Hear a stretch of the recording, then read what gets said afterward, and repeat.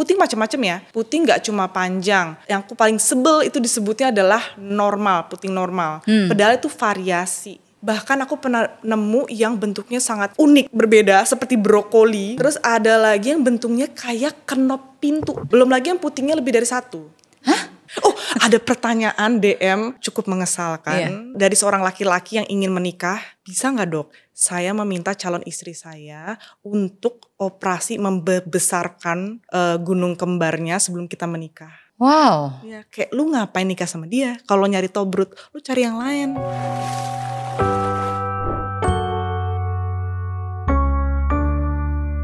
Hai, balik lagi sama aku, Samantha Elsener di Relate Podcast yang kali ini udah kedatangan bintang tamunya itu suka banget bikin konten yang ngehits, ngebahas tentang organnya perempuan-perempuan sih, tapi organ apa ya? Udah kita sambut aja langsung ya, Dr. Shane.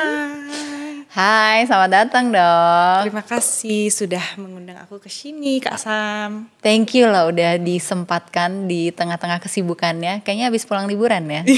Masih jet lag. Masih jet lag. Iya. Honeymoon yang keberapa loh? Mohon maaf tidak honeymoon. Bilang aja yang ke-10 gak apa-apa kok dok. Janjian sama teman-teman padahal.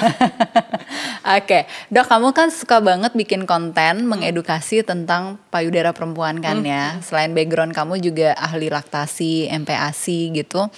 Sebenarnya apa sih yang paling sering dikeluhkan sama perempuan Indonesia tentang payudaranya?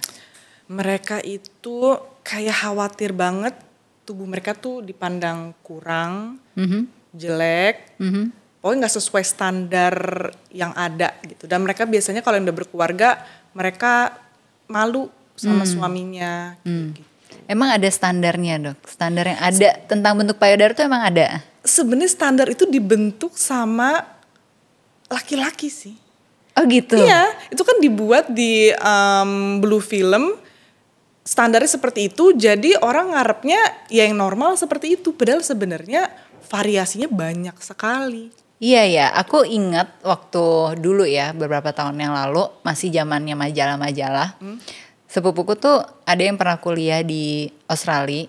Terus kalau kesini bawa majalah gitu kan dari sana. Terus di sana tuh ada salah satu halaman yang ngasih lihat foto perempuan dengan berbagai macam bentuk tubuh. Termasuk juga bentuk payudaranya tuh macam-macam. Dan pas aku kuliah psikologi juga, aku belajar human sexuality, itu di buku textbooknya juga ada variasi bentuk payudara gitu kan. Ternyata kan variasinya tuh banyak banget. Betul. Kan. Nah, kenapa sih gitu? Kalau menurut dokter kan banyak banget tuh yang nge-DM dokter kan, masalah bentuk payudaranya, mungkin ada putingnya juga yang bermasalah atau nggak muncul gitu. Kenapa perempuan Indonesia tuh beneran se-insecure itu? Kayaknya emang ini ya pola pikir yang memang diturunkan, terutama dari sisi wanitanya sendiri. Jadi dari ibunya, dari neneknya diturunkan kalau yang bagus tuh seperti ini. Gitu. Kalau kayak payudara yang biasanya dibilang bagus tuh yang putih, yang areola putingnya merah muda, yang sekel, yang padat, tidak kendor. Nah itu dikatakan payudara bagus, yang suaminya akan sayang sama dia, cinta sama dia, tetap nafsu sama dia, kayak gitu. Kayak gitu. Padahal kan ada yang rata. Padahal ada yang rata. Ada yang ukurannya 30A gitu. Yang setengah cup A ya, setengah cup A itu ada. Ada yang kayak laki-laki juga ada. Ada yang puting macam-macam ya. Puting nggak cuma panjang. Yang aku paling sebel itu disebutnya adalah normal, puting normal. Padahal itu variasi. Puting normal yang puting bentuknya kayak apa tuh?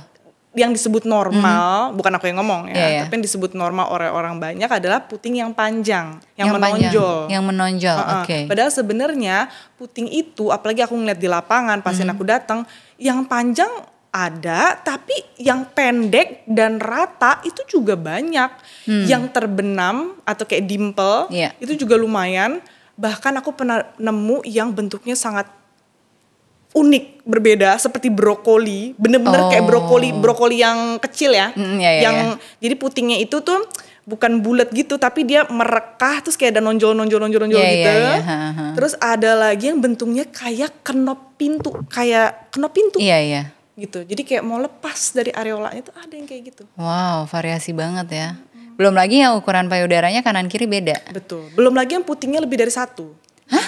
Iya. Ada? Ada. Jadi 1 areola, putingnya ada 2. Ada lagi yang di bawah payudara. Itu kelainan atau? Itu kelainan. Oh oke. Kelainan. Ada yang tadi di bawah payudaranya justru. Jadi kita itu punya namanya garis susu atau milk line. Oke. Dari ketiak ke payudara, ke perut, ke selangkangan, kanan dan kiri. Oke. Di sepanjang garis itu saat dia masih dalam bentuk janin, itu bisa terjadi randomly tumbuh di garis itu. Jaringan payudara tambahan dan jaringan puting tambahan. Oke. Di sepanjang garis itu dan itu memang bukan variasi normal. Cuma ada kejadian kayak gitu. Biasanya tuh kalau di laktasi ketemunya adalah dia abis lahir kan suka payudara bengkak ya. Tapi ketiaknya juga ikut bengkak. Nah itu jaringan tambahan tuh, payudara tambahan di ketiaknya. Oke. Ya. Kalau kayak mau deteksi kanker ya. Iya. Oke. Wow, itu menarik banget. Berarti sevariasinya banyak itu untuk jenis putingnya aja. Belum warnanya. Nah, baru mau nanya warnanya gimana dong? Warna karena kita di Indonesia ya, jadi warnanya ya lebih cenderung gelap ya. Oke. Coklat muda, coklat tua, hitam. Oh ya. Ya. Kalau tapi yang anehnya kita malah mengatakan standar bagusnya, standar normalnya sampai pengen gitu ya. Seperti itu adalah pink. Merah muda, padahal tuh punya bule, bukan punya kita. Dan produknya laku di pasaran Indonesia, pemutih, pencerah. Emang ada? Puting dan ada.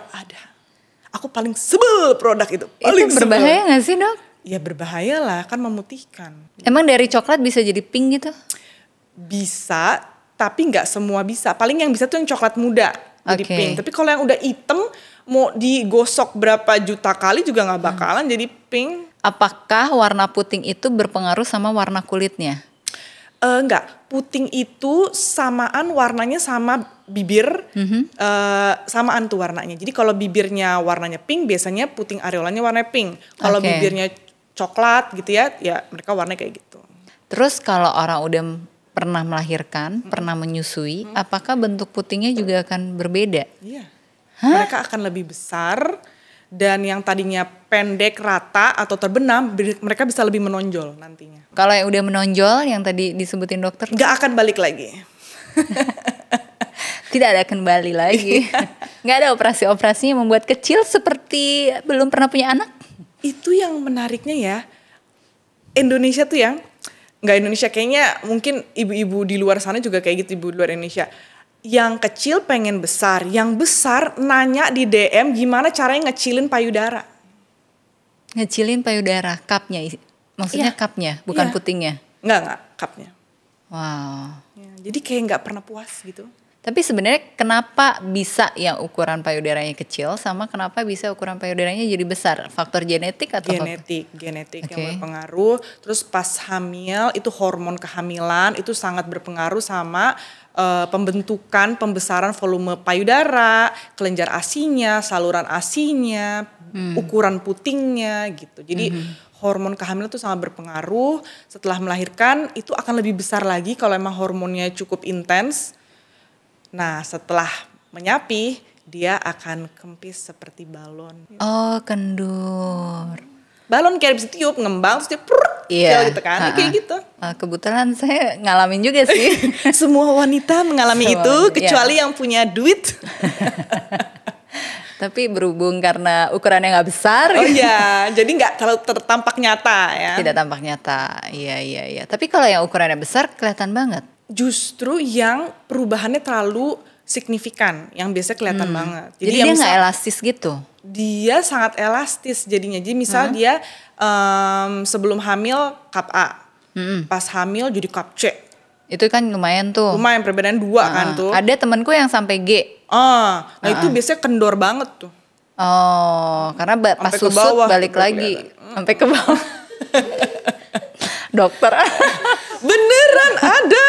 Sampai udel bisa kelihatan itu. Berat badannya naik berapa tuh dong? Biasanya 25, 30. Iya sih, iya. Jadi dia justru saking elastisnya jadi bertambahnya makin besar. Nah ketika dia elastis susut lagi, itu yang menimbulkan keriput-keriput itu. Stretch mark, kendur. Kan dia nggak bisa kayak bagian tubuh yang lain sih dok?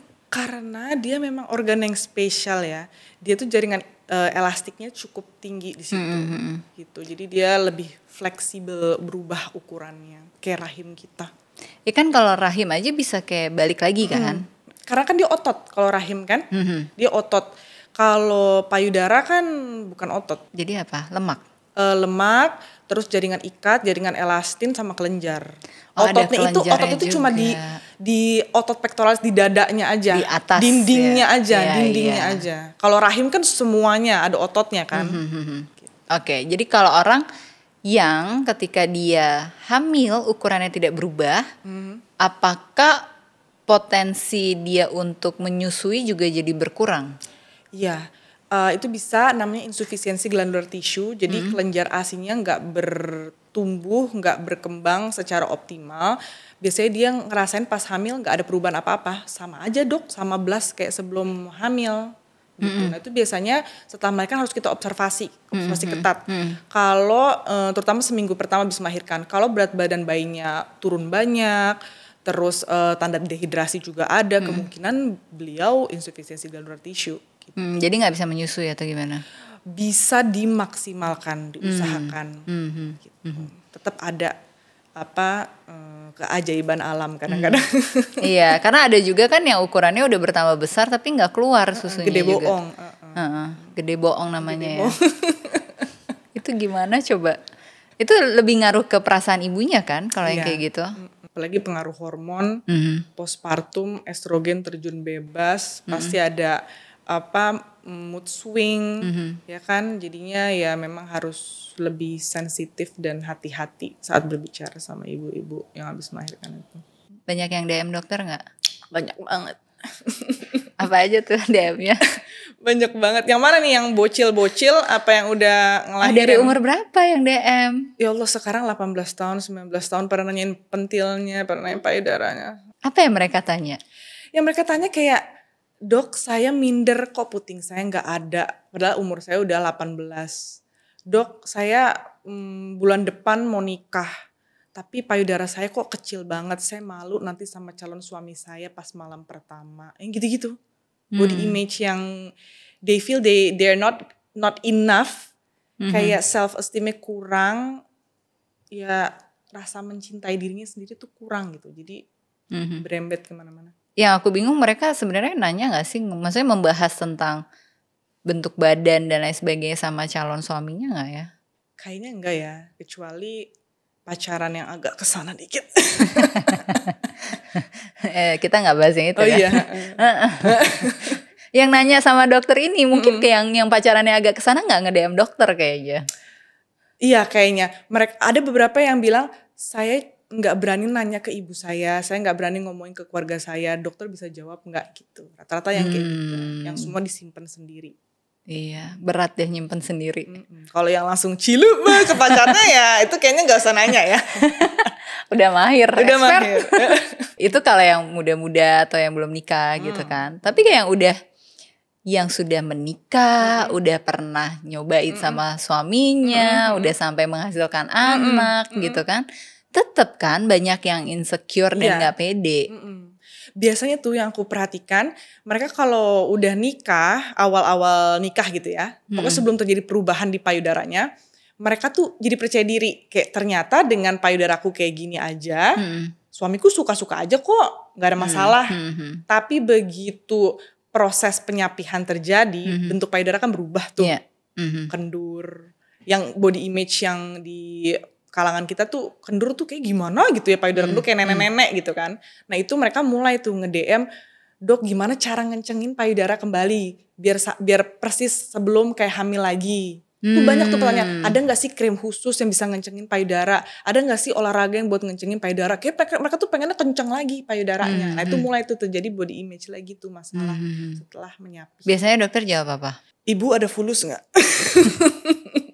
Cuma fulus yang bisa ngobatin. Serius? Krim gak ada. Krim isi yang estrogen kayak gitu, itu cuma apa sih? Cuma nyerap doang di payudara, dia cuma slightly ngencengin. Nggak, kalau diperhatiin doang ada perubahan. Kalau sekilas ya gitu-gitu aja, sama aja, cuma buang-buang duit. Olahraga itu nguatin otot yang di belakangnya itu, si dindingnya. Jaringan ikat nggak bakalan kenceng dengan olahraga. Jadi kalau mau olahraga kayak gimana pun nggak bakalan efek. Apalagi kalau berat badan tadi dia besar, obes, overweight, dengan olahraga kan mengecil kan body mass-nya, lemaknya. Otomatis payudara kan ada kelenjar lemaknya. Ada jaringan lemaknya. Jadi mengecil lagi. Udah kecil kendur gitu kan. Makin disforia apa? Bukan. Yang ke badan tuh, self image ke badannya, dysmorphicnya makin kencang kan. Nah di situ mereka biasanya galau, ya emang penanganannya cuma dengan ke bedah plastik. Kalau dikasih fulus bisa memperbaiki selain bedah plastik? Enggak, ya bedah plastik aja. Kan bedah plastik harus pakai duit. Langsung bedah plastik. Iya, jadi para suami di luar sana, kumpulkanlah uang yang banyak kalau pengen payudara kencang terus. Wow. Oh, ada pertanyaan DM cukup mengesalkan beberapa hari lalu dari seorang laki-laki yang ingin menikah. Saya lupa namamu, tapi kalau saya ingat saya akan sebut. Dia bilang, "Dok, bisa nggak dok? Saya meminta calon istri saya untuk operasi membesarkan gunung kembarnya sebelum kita menikah." Wow. Ya, kayak lu ngapain nikah sama dia? Kalau nyari tobrut, lu cari yang lain. Ya kan? Oh my God. I wish I remember his username ID. Tapi aku pernah ada cerita sebenarnya dok, justru di beberapa pertemananku yang sudah menikah, ketika istrinya melakukan operasi pembesaran payudara, justru akhirnya bercerai. Iya. Kenapa ya? Ada perubahan rasa percaya diri. Ya ada dari suaminya minta, atau dari istrinya yang minta duluan gitu. Tapi intinya udah kesepakatan lah untuk melakukan prosedural itu.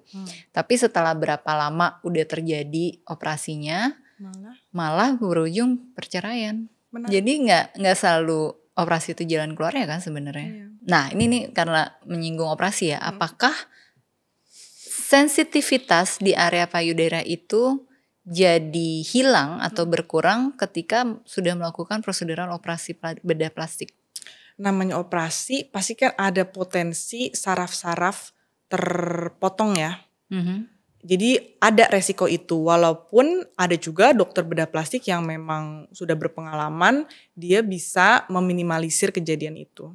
Cuma potentially tetap ada sih, mengurangi sensitivitas. Mengurangi, tapi nggak hilang semua. Atau potensi hilang semuanya juga ada. Ada juga yang namanya operasi kan pasti ada resiko-resiko ya. Oke. Kalau setelah melahirkan, setelah menyusui? Nah setelah menyusui, emang Tuhan tuh selalu ada maksud dan tujuan ya. Puting dan areola dibuat baal selama menyusui. Selama menyusui dibikin baal? Dibikin baal.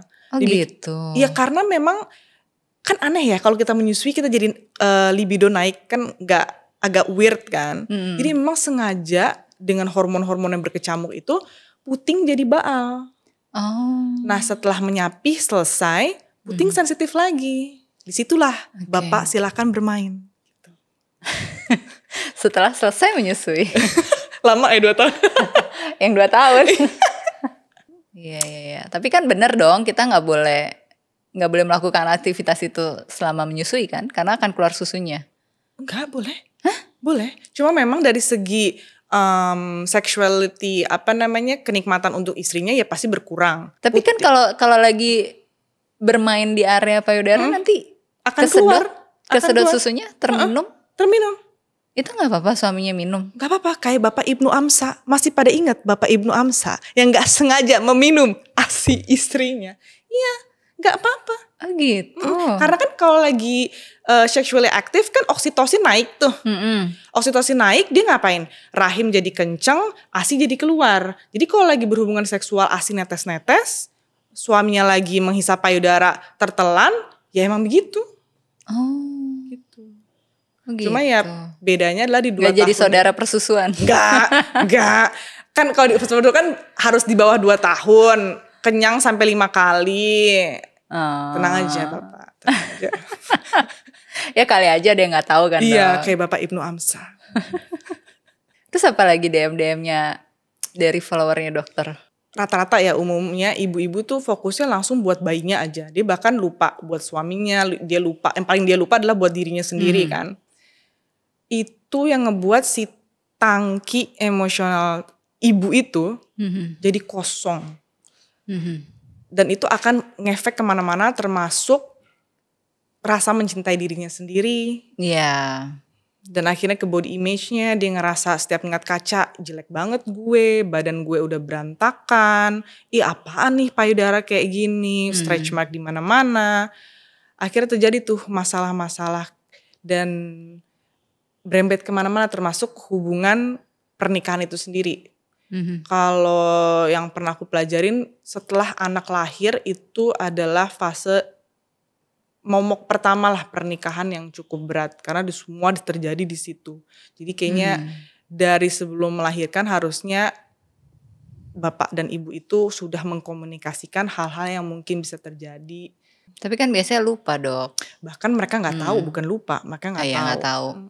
Iya, kalau misalnya kita mengacu pada body image tuh itu ngeganggu banget kan. Dan bahkan banyak perempuan akhirnya memilih untuk child free sekarang. Atau sebisa mungkin menunda untuk punya anak, maksimalin banget hubungan dengan suaminya di awal-awal pernikahan sampai benar-benar siap gitu.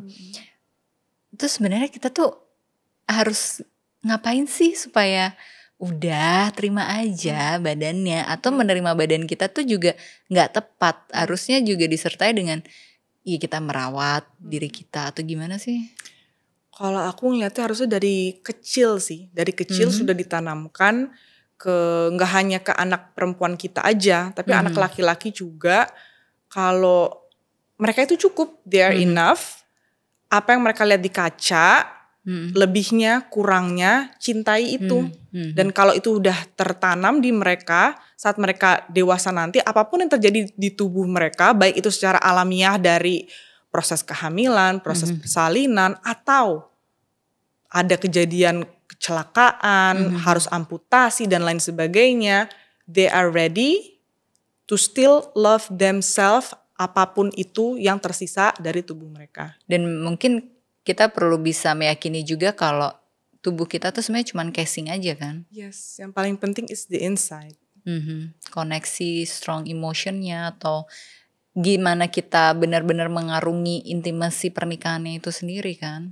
Kayak simpelnya aja, orang pakai baju yang sama atau enggak orangnya sama, dia pakai baju yang sama, cuma satu dia jalan dengan posisi dia nggak pede, dan satu lagi dia mencoba jalan dengan posisi gue pede, itu orang ngeliatnya aja udah beda gitu. Iya benar. Padahal badannya sama aja, cuma karena cara dia ngebawa dirinya dia. Cara ngebawa dirinya ya. Tipsnya apa buat bikin kita makin percaya diri gitu? Love yourself. Lebih dan kurangnya. Nih orang kan selalu bilang kalau self yourself tuh egois, itu susah untuk dipraktekkan gitu. Emang susah, tapi bayanginnya kayak gini. Kalau aku ngebayanginnya gini. Kalau kita lagi cinta nih sama orang, cinta sama laki gitu kan, sama cowok kita tuh ngeliat dia kayak udah bagus aja gitu. Walaupun dia jerawatan, ada bekas bopeng, giginya gingsul, bagi orang kayak, atau kita misal kita nggak cinta ngeliat orang kayak gitu, kita ngeliatnya ih gingsulan, ih bopengan. Tapi kalau kita udah cinta, bopeng aja kelihatannya kayak mengkredep mukanya, gingsul aja malah jadi kelihatan ih manis ya gitu. Nah gimana caranya kita ngeliat kayak gitu ke diri kita sendiri gitu, kayak kita ngeliat ke kaca, because I love myself. Kita ngeliatnya, ih rahang gue walaupun miring tapi manis juga ya. Apalagi kalau foto dari samping gitu. Gimana caranya kita bisa mencintai diri kita, jadi lebih kurangnya tuh tetap cakep aja kita ngeliatnya gitu. And it's not egois. Karena dengan kayak gitu, tangki emosional kita tuh penuh. Dan kita bisa ngasih ke orang lain di sekitar kita yang penting gitu. Kita minum dulu ya dok yuk. Oke. Biasa kalau main kesini harus minum dok. Oh iya. Kan seret. Biar gak kering asinya katanya dok. Iya kita udah kering kan dua-duanya. Oh udah. Anak saya udah mau 13 tahun. Anakku juga udah mau 9. Berarti dulu nikahnya umur berapa? Dulu masih bocil, 24. Oh gak sebocil gue. Kak Sam lebih bocil. Kak Sam berapa? Aku punya anak umur 23. Nikahnya 21. Oh Lebih bocil dari aku. Lebih bocil. Udahlah masa lalu kan dong. Bahkan kalian udah pernah nikah belum?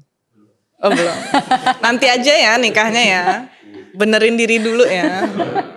Balik lagi nih tentang body image ya, karena aku ngerasa perempuan Indonesia tuh terlalu kemakan iklan banget gitu kan. Padahal kita perlu untuk benar-benar mengedukasi. Satu sisi kalau kita terlalu mengedukasi dengan vulgar gitu, kita dibilangnya apa ya, memberikan ilmu yang tidak tepat lah, senonoh lah, sesat lah, apa segala macem gitu. Kamu tuh ngalamin hal-hal seperti itu juga gak sih? Sama bikin konten, karena kan kontennya dokter tuh benar-benar vulgar dan very edukatif gitu. Iya.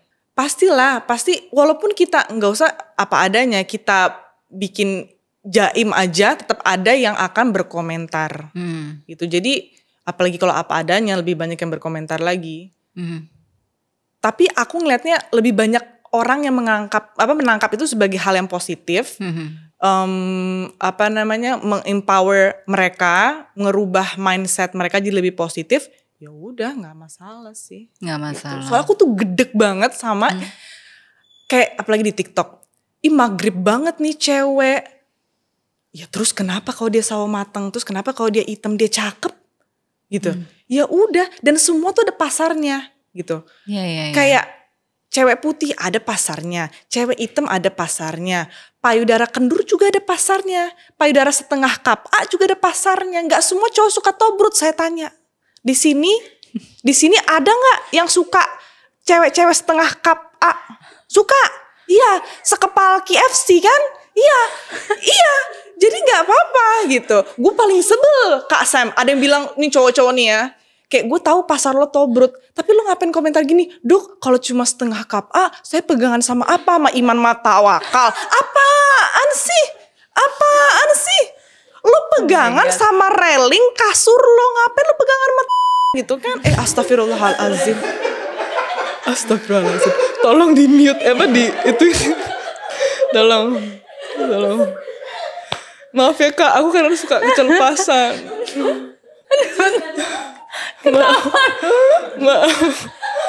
Maaf Kak, aku udah berusaha Kak. Cuma ini efek kafein di macanya agak ke kepala gue agak sakit soalnya. Itu ya Dr. Shane kalau lagi bikin konten kayak gitu. Maaf. Ya udahlah. Terus suka kamu balesin gak sih kalau cowok-cowok kayak gitu? Atau kamu bodo amat? Karena banyak ya Kak, ya udahlah gitu. Aku nggak punya energi untuk membalas. Tapi kan harus mengedukasi kan? Iya, cuma masalahnya banyak Kak gitu. Ya udahlah. Kayak aku harus hire admin buat ngebalesin gituan kali ya. Kan mereka maunya dimarahin dokter. Iya sih. Kayak seneng liat tantrum gitu ya. Seneng gitu ya Allah. Mereka tuh ngomong kan beneran vulgar gitu kan. Kayak apa ya? Kayak mungkin memindahkan catcalling yang dilakukan di pinggir jalan jadi ke sosial media gitu. Kalau aku ngelihatnya kan. Dan ya ini bukan di akunnya dokter sih. Kayak ada ya akun siapalah gak tahu. Misalnya kayak masuk ke FYP gitu. Terus ya sebenarnya lagi mengedukasi gitu. Tapi kalau lihat bacaan komennya tuh kayak dihujanin. Kayak lo yang paling pinter lah. Kayak lo ukurannya perfect aja. Kayak apa nih mah cuman pembelaan aja nih. Kayak gitu-gitu gitu kan. Tuh kan sesuatu hal yang ini lagi coba untuk dikasih tahu loh yang benernya loh gitu. Malah mereka malah menghina balik gitu. Karena gak semua orang mau ditolong. Tapi gitu. Banyak perempuan kan ingin berubah, ingin bisa menerima dirinya. Tapi justru kalau kata-katanya terlalu jahat kayak mendingan lo mati aja dok. Misalnya kayak gitu ya. Itu biasa aku delete dan block. Itu kan terlalu jahat. Tapi kalau cuma kayak ya gitu doang lah, ya udahlah gitu. Malah justru aku biarin, gak aku hapus karena biar perempuan lain yang baca. Ini kan yang misalnya komen-komen negatif dari cowok ya. Biar perempuan-perempuan lain baca dan terbuka. Ternyata ada loh cowok yang pikirannya cuma gitu doang. Iya. Jadi biarin they see and learn from the examples. Pertanyaan atau komentar yang paling nyeleneh yang pernah dokter terima? Bapak Ibnu Amsa, my favorite person. Jadi dia nanya, dok saya tidak sengaja meminum ASI istri saya. Apakah saya sepersusuan sama anak saya? Itu very funny, kayak polos sekali gitu. Dan dia pakai real account dia, bukan second account. Kayak dia beneran pengen tahu. Ya udah aku jelasin. Nah, positifnya adalah karena dia nanya itu, banyak komen-komen dari bapak-bapak yang lain. Oh ternyata gitu jawabannya, berarti saya aman dong selama ini. Jadi itu membuka wawasan banyak pria lain. Dan banyak pria yang kayak, makasih ya Pak Ibnu Hamzah, saya akhirnya jadi tahu Pak. Gitu. Jadi kan sebenarnya yang salah adalah karena gak berani nanya kan? Iya. Dan berspekulasi sendiri. Padahal udah diajarin waktu sekolah, beranilah bertanya sebelum tersesat. Betul. Ternyata bukan, aku pikir sama ini banyak followernya dokter tuh emang perempuan semua mayoritas. Dan gak ada yang laki-laki. Ternyata justru banyak juga laki-laki yang jadi teredukasi. So last question dok. Apa pesan dokter buat para laki-laki ini supaya mereka juga bisa memberikan support kepada para pasangannya, istrinya atau yang belum halal gitu ya. Untuk bisa kembali punya body image yang positif terhadap dirinya. Terutama setelah melahirkan ya. Untuk bisa mengencourage si bapak-bapak ini juga untuk ayo dong gitu. Maksudnya yang badannya bertambah lebar dan perutnya gak turun-turun gitu. Itu bukan cuma laki-laki loh gitu. Perempuan juga sama gitu. Apalagi setelah melahirkan. Supaya mereka juga bisa tetap saling menghargai koneksi di antara mereka bukan cuma dari bentuk badan. Kalau aku perhatikan dari pertanyaan-pertanyaan yang masuk, terus dari pasien yang datang gitu ya, mereka sebenarnya umumnya mereka mencintai istrinya apa adanya dengan bentuk yang berubah-berubah itu, tapi tidak mereka sampaikan. Oke. Jadi laki-laki itu kalau yang saya pelajari dan saya lihat, mereka itu rata-rata emotionally bukan unavailable ya, tapi mengutarakan, mengekspresikan emosi mereka itu agak kurang gitu kan. Jadi akhirnya ke istrinya love language-nya ini kagak nyampe gitu. Terutama word of affirmation. Sedangkan perempuan rata-rata love language-nya salah satunya yang paling penting word of affirmation. Mereka tuh pengen suaminya bilang, kapan sih terakhir lo bilang gue cantik? Kapan sih terakhir lo bilang lo sayang sama gue gitu? Soalnya kan pakai daster katanya nanti gitu. Tapi banyak bapak-bapak yang demen istrinya pakai daster. Istrinya pakai daster, belum mandi, rambut kucel, masih dihabek malam-malam gitu. Nah, tapi sampein dong gitu. Sampein ke istrinya kalau apa yang kamu rasain, apa yang kamu lihat dari istrinya. Apa susahnya sih bilang, kamu tetap cantik deh walaupun anak kita udah 3. Apa sih susahnya ngomong kayak gitu? Apa susahnya saat lagi intimate, aku suka banget deh sama payudara kamu, bentuknya lucu, gemes, apa kayak squishy, apa kayak gitu. Itu hal-hal yang kalau istri dapet mendengar itu, dia jadi, oh jadi aku masih cantik ya di depan, masih diinginkan, masih cantik, masih enough sama suamiku gitu, walaupun udah berubah gitu. Nah itu tuh yang mesti para suami jangan pelit ngomong, jangan pelit, sampein aja. Jadi biar istrinya tahu apa yang diisi otakmu. Iya, karena kan dari sisi perempuan ngerasanya kok gue cuma dipakai doang ya. Pakai udah terus dia main HP di WC, kesel nggak? Ya dok, udahan aja deh daripada kita yang kesel. Makasih banyak ya dokter Shane udah berbagi di sini. Sama-sama. Nanti kalau diundang-undang lagi mau ya. Thank you. Thank you.